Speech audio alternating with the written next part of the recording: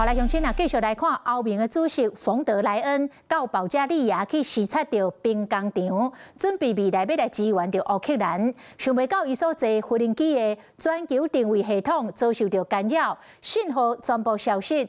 飞行员是靠着纸本的地图指引，无人机才平安来降落。啊，讲这个事件，真有可能是俄罗斯恶意干扰。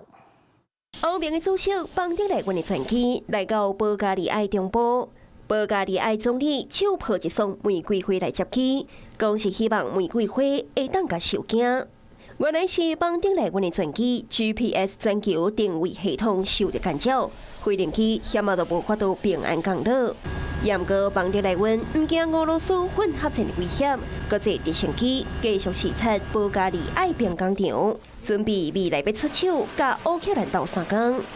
昨日，欧洲 GPS 全球定位系统的信号去互干扰，范围包括着保加利亚东部甲中部，以及罗马尼亚、土耳其、希腊等等红色的区域。各对照全球航班及时资讯 Flight Radar 24的资料，邦德莱恩的专机对波兰起飞，一路飞去东南欧。不过要到保加利亚时，塔台却失去了专机 GPS 的信号。管制人员只好改用地面导航系统引导专机。We can indeed confirm that there was GPS jamming, but the plane landed safely in Bulgaria. We have received information from the Bulgarian authorities that they suspect that this was due to blatant interference by Russia. 定位的信号去互干扰，电子导航辅助系统全无效。飞行员敢会当像顶一个世纪70年代同款，外靠传统的纸本地图降落。